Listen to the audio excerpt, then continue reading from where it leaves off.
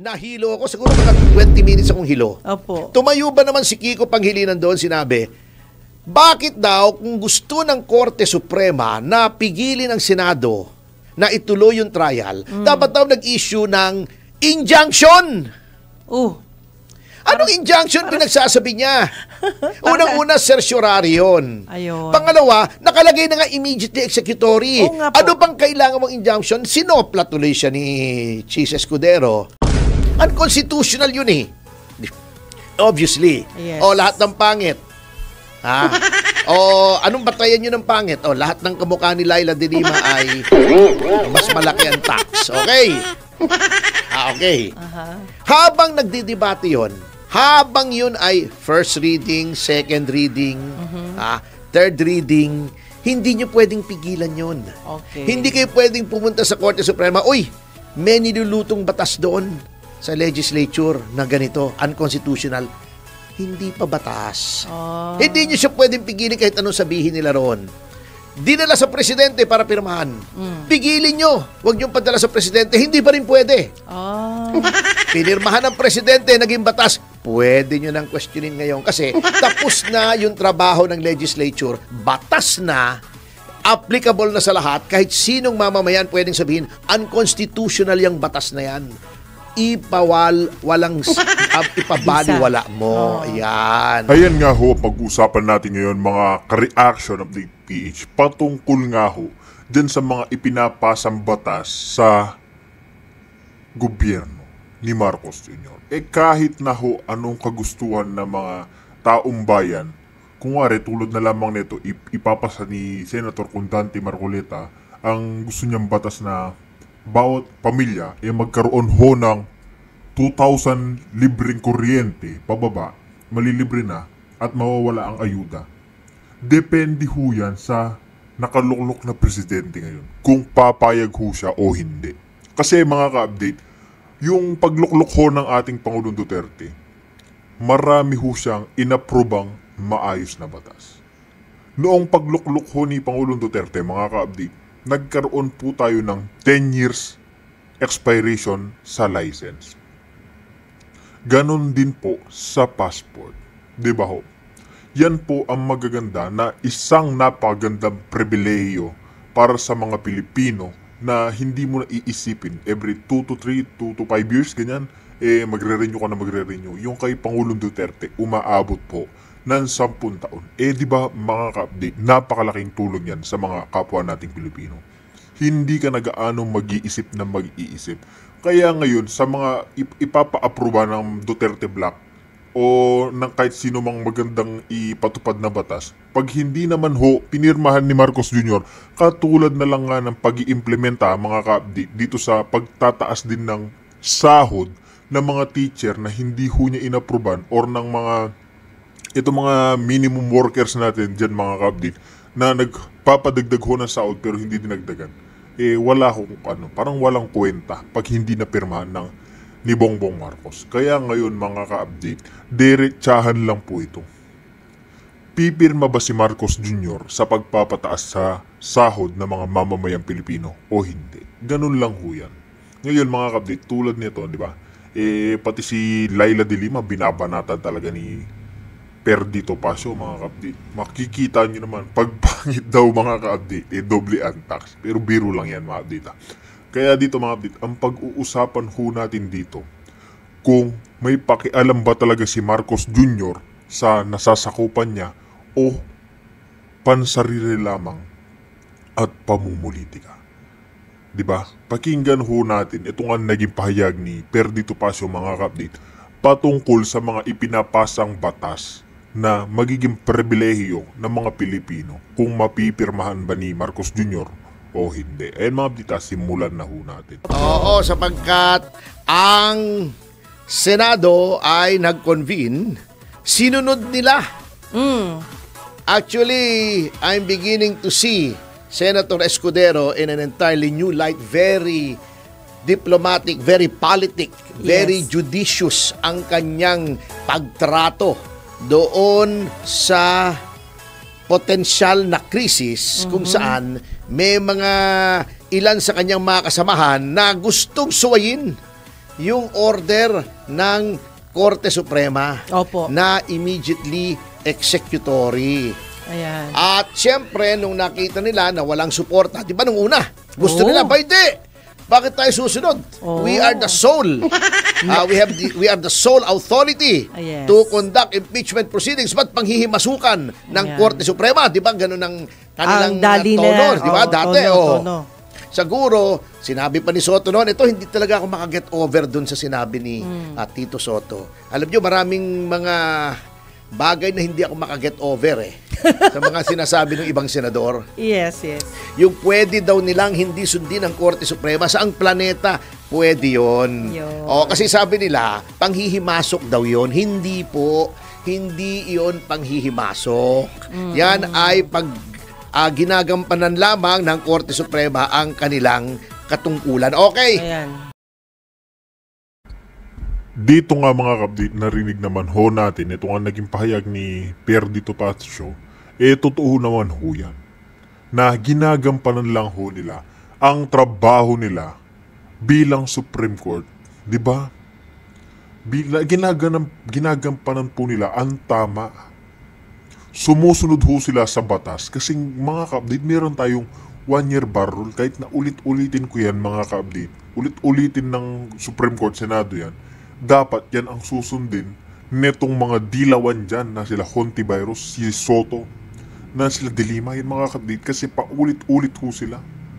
Paulit-ulit ang putak nila dyan sa Senado na dapat ma-impeach si BP Sara. Ngayon, totoo talaga ang sinasabi ni Senator Alan Peter Cayetano, mga kapatid, na kung gusto nyo labanan si BP Sara, dapat sa 2028 hindi yung namumuliti kayo. Hindi nyo kung ano-ano dinadamay yung mga mamamayang Pilipino na gustong malaman ang katotohanan. Walang pakialam ng taong bayan mga ka-update. Kung totoo lang sa opinion netong mga dilawan na to. Diba? Yan ang katotohanan. Walang pakialam ang taong bayan sa mga pinagdadadakdak nila dyan. Ang gusto ng taong bayan, accountability dito sa flood control ni Marcos Jr. At ilabas kung nasaan ang totoong pera. Nasaan ang pera ng taong bayan? Ang 1 trilyon, 1 bilyon. 1 trilyon, bilyon mga kapatid. Diyan po ang gustong malaman ng ating mga mamamayan. Hindi yung dinidigdig nyo si BP Sara dahil ayaw nyo patakbuhin sa presidential election sa 2028. Diba? Pamumulitika ho yan. Namimersonal, hindi sila lumalaban ng patas. Again, para sa mga hindi nakakaintindi, at iyot-iyon na rin. Hindi, iyot-iyon.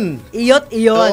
Iyon at iyon, di ba? Pagka in-abbreviate mo, iyot-iyon. Pag mabilis kasi parang iba dati. Iyot-iyon ang sinasabi na argumento ng overreach, Okay. etc. Di ba? Ganito yan. Oo, tama po. May separation of powers. Okay. May independence ang bawat departamento. 3 departamento yan. Again, Political Science 101 na naman ito. Yeah. Kanya-kanyang departamento yan. May executive, nagpapatupad ng batas. Umpisa natin sa legislature. Kaya nga legislature ang una Yes. sa ating konstitusyon. Article 6 ang legislature. Ang legislature ay gagawa ng batas. Okay. Walang pwedeng pumigil sa lehislatura kung anong gagawin niyang batas. Okay. Ang executive ay ipapatupad ang batas. Walang makapagpipigil sa executive na magpatupad ng batas. Ang judiciary ay sasabihin kung anong ibig sabihin noong batas. Ayun. So, okay. So, yan ang separation of powers. In line with the separation of powers is the concept of checks and balances. Ayun. Okay, di ba sinasabi nila, separate but co-equal. Ayun. Hindi pwedeng manaig ang executive sa legislature, hindi pwedeng manaig ang Supreme Court, ang judiciary sa kahit sino. Separate but equal. Anong ibig sabihin ng separate but equal? Within their own sphere, doon sa kanilang lugar, teritoryo, kung baka sa kwan, kanya-kanyang teritoryo yan. Yes, Parang, di ba? Parang, iyon tondo, kanyang Cavite, di ba may pelikulang gano'n, di ba? Iyon tondo, kanyang Cavite. Iyo ang tondo, akin ang Cavite. Oo, Ayun. kanya ang Cavite. Kanya, Cavite. Hindi, kasi, anyway, parang Okay. third person ang nagsasalita eh. Opo. Iyo ang tondo, kanya ang Cavite. Ayun. Si FPJ yun eh. At okay. saka yung tatay ni Bong, si Ramon Revilla. Sr. Oo, si Yes. Senior, Opo. okay. Yun yung pelikula nila. Anyway, ngunit may konsepto ng checks and balances. Ano yun? Yung para hindi nga manaig, para maging equal ang lahat, okay, ay may checks and balances. Ano yung checks and balances?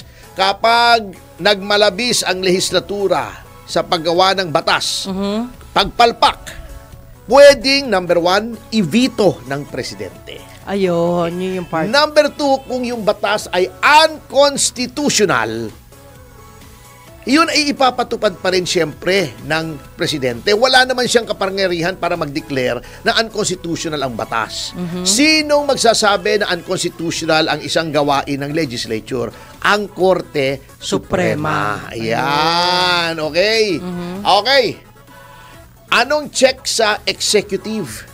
Di ba? Number 1, impeachment. Yun, yung ginawa kay Sara. Okay. Number 2, budget. Ang naggagawa ng budget ay legislature. It has the power of the purse. Pag sinabi ng presidente, kailangan ko ng 1 bilyon para sa proyektong ito, pwedeng sabihin ng legislature, oops, 800 million lang. Okay. Kaya, yung National Expenditure Program, yung NEP, sinasubmit ng presidente sa legislature, panukala lang ngayon. Ang legislature na magsasabing, ito pwede, ito hindi pwede, ito liitan, ito lakihan. Opo. Okay. Yun ang check. Ano naman ang check sa judiciary ng legislature? Impeachment din. Number 1. Number 2, budget din. Although may fiscal independence ang judiciary, tinitingnan din kung tama. Ayun. Oo. Anong check ng executive sa judiciary? COA, kung tama yung ginagawang expenditure. Para huwag lang lumabis. Ayun. Ano ang power ng legislature sa check and balance? Isa lamang. Hindi siya humahawak ng budget. So, hindi niya pwedeng bawasan yung budget ng kabila ng Pangulo. Opo. Hindi niya pwede habang ginagawa ang batas Opo. ng legislature. Halimbawa, nagdidebate. Ako may panukalang batas na lahat ng pangit ay doble ang tax. Hindi mo pa pwedeng questionin yun habang yun ay nasa loob ng legislature. Opo. Hindi, sinasabi ko na extreme example para obvious. Yeah. Sige. Unconstitutional yun eh. Obviously. Yes. O lahat ng pangit. O anong batayan nyo ng pangit? O lahat ng kamukha ni Laila de Lima ay mas malaki ang tax. Okay. Okay. Habang nagdidebate yon, habang yun ay first reading, second reading, third reading, hindi nyo pwedeng pigilan yon. Okay. Hindi kayo pwedeng pumunta sa Korte Suprema, uy, may nilulutong batas doon sa legislature na ganito, unconstitutional. Hindi pa batas. Hindi nyo siya pwedeng pigilin kahit anong sabihin nila roon. Dinala sa presidente para pirmahan. Pigilin nyo. Huwag nyo padala sa presidente. Hindi pa rin pwede. Pinirmahan ng presidente, naging batas. Pwede nyo nang questionin ngayon kasi tapos na yung trabaho ng legislature. Batas na, applicable na sa lahat. Kahit sinong mamamayan pwedeng sabihin, unconstitutional yung batas na yan. Ipabaliwala mo. Ayan. Okay, ganun din. Yan po ang power ng judicial review. Ayun. Nagmula yan sa Amerika. Opo. Ang American Constitution kasi walang nakalagay na yung katulad ng Section 1, Article 8 ng Constitution natin. Walang nakalagay doon. So, noong 1800s, hindi klaro na may power of judicial review ang Korte Suprema ng Amerika. Ayun. Doon lamang sa kasong Marbury versus Madison, kay Chief Justice John Marshall ang ponente. Yeah.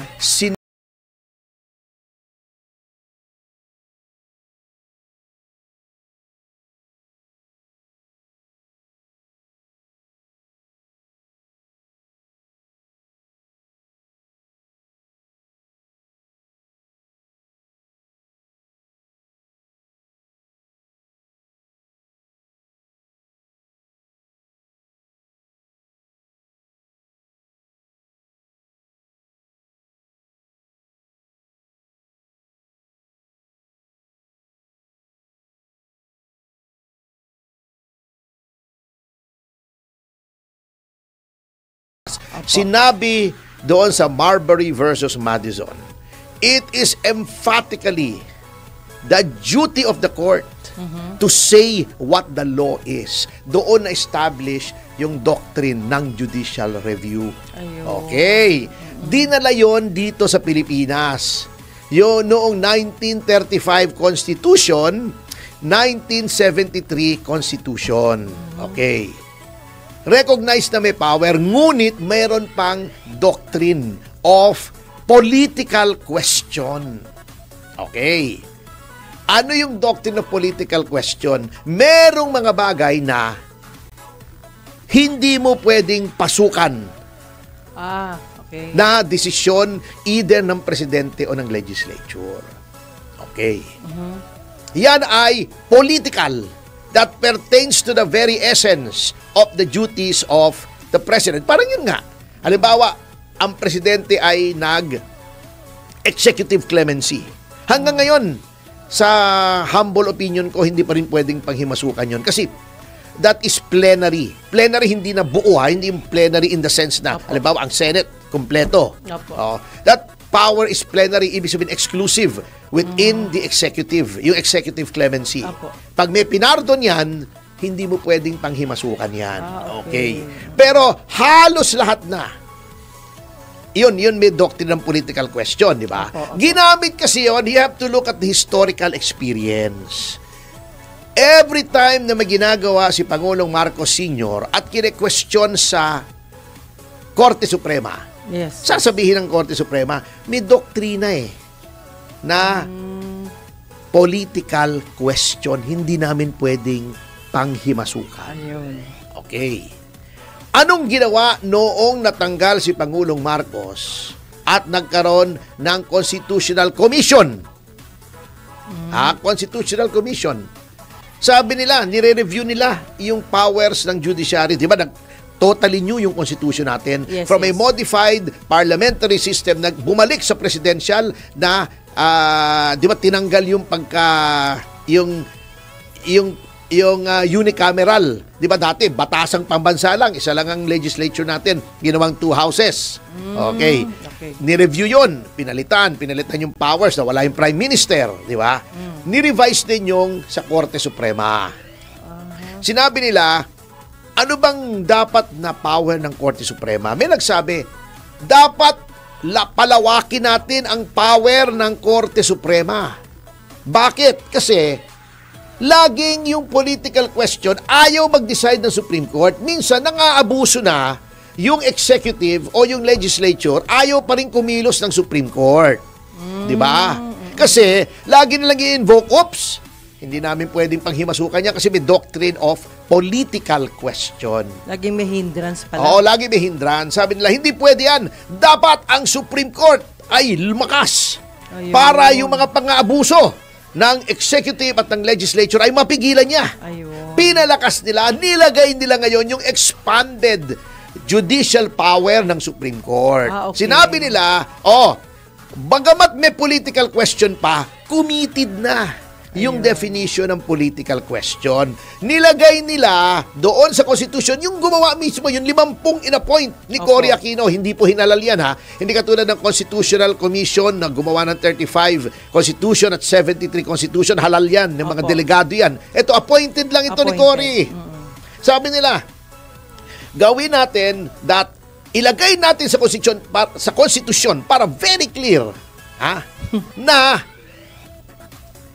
judicial power includes the duty. Naging katungkulan para hindi pwedeng sabihin ng Supreme Court, hands off kami. Ayun. Hindi pwede duty.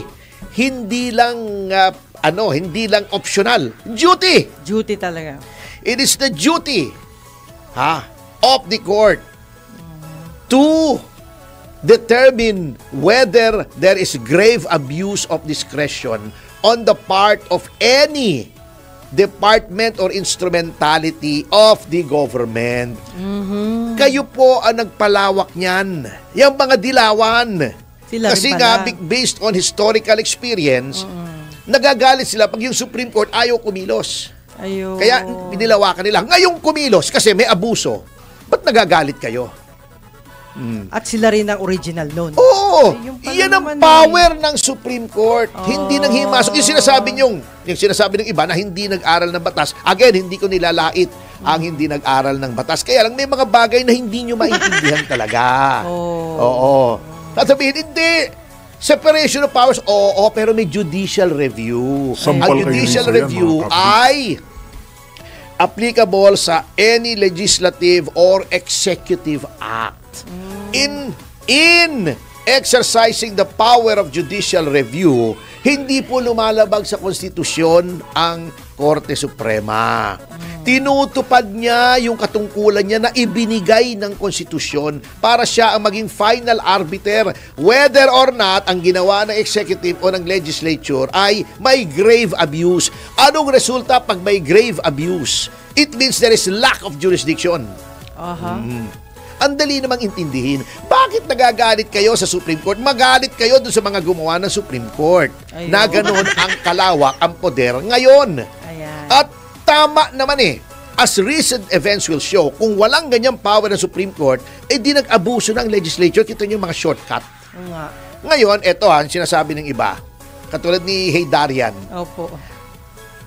Bakit daw hindi siya pwedeng magbigay ng opinion sa points of law? Nakakausap daw niya mga legal luminaries. Wow. Oo, kaya qualified daw siya. Pero teka muna. Ako, araw-araw halos may kausap akong doktor.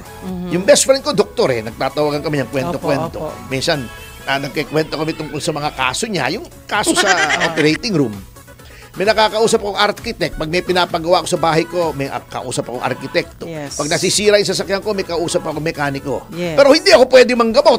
Ayun. Araw-araw may kausap akong doktor.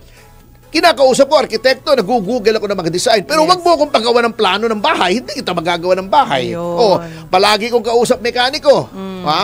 Pero wag mo akong paggawa ng kotse mo. Hindi ko magagawa. Correct. Kung pupunta ka kay Monico, di ba? Yes. Kilala mo si Monico? Kasama ni Oo. Minika. Oo, Ay, minikaniko ni Monico ang makina ng minika ni Monica. Oo, di ba? Oo.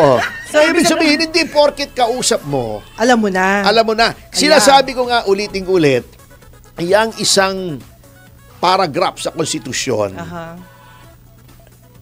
sabihin mo mga 30 words, 20 words, Opo. 2 semester po naming pinag-aralan yan at 30 taon naming ginagamit yan. Pinag-aaralan namin yung mga decided cases. So do not go there, katulad ni Rizon Tiveros, do not go there, sasabihin mo, binigay sa iyo ng staff mo, Rule 39 ng Rules of Court, hindi pwedeng ipatupad ang desisyon without a motion. Ginawa mong ejectment court yung Supreme Court. Immediately executory na nga, kailangan pa ng motion. Oo nga. Nagtaka ka Excusable kung si Bam, si Risa magaganon. Ang hindi excusable, eto, nahilo ako, siguro mga 20 minutes akong hilo. Opo. Tumayo ba naman si Kiko Panghilinan doon, sinabi, bakit daw kung gusto ng Korte Suprema na pigilin ang Senado na ituloy yung trial, dapat daw nag-issue ng injunction? Anong injunction pinagsasabi niya? Unang-una, certiorari yun. Ayun. Pangalawa, nakalagay na nga immediately executory. Oo nga po. Ano bang kailangan mong injunction? Sinopla tuloy siya ni Chis Escudero. Opo. Sabi, well, there is nothing to enjoin. We have no jurisdiction. Ibig sabihin, okay yun kung si Risa o si Tito Soto o si Bam ang hindi nakaintindi. Pero si Kiko Panghilinan, abogado, Ayun. Ano Hindi siya sinasabi ko? updated. Not all lawyers are created equal. Hindi niya, pero sobra namang kengko yun. Tama. Over naman yun. Wala akong kilalang abogadong ganun ka-ignorante sa principles of law. Immediately executory, bakit kailangan ng injunction? Haller!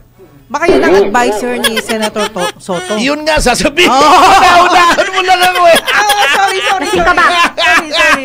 Yun lang yung pumasok. Palagay ko yung legal luminary na nagsabi sa kanya, pwede mong i-disregard yung desisyon ng Korte Suprema. Diyos ko po, Magkamag-anak yan eh. Parang magkamag-anak. Kiko, at talaga naman, alam mo, ito, sabihin yung harsh ako, mayabang ako. Pero, Diyos ko po, Kiko, Ganun ang kung dating hindi mo nun. na pangasawa si Sharon, saan ka kaya pinupulutin ngayon? Dapat si Injunction! Sharon- Sharon na lang. Really? Really?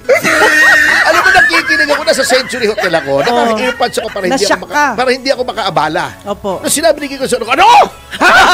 Really? Nagulat yung mga tao. Sabi, sorry po ha. Hindi ko talaga mapigil. Anyway. Kayo lang naman, attorney na Talaga nag-iskandalo ako. Talaga hindi ako. Awa lang ako Injunction!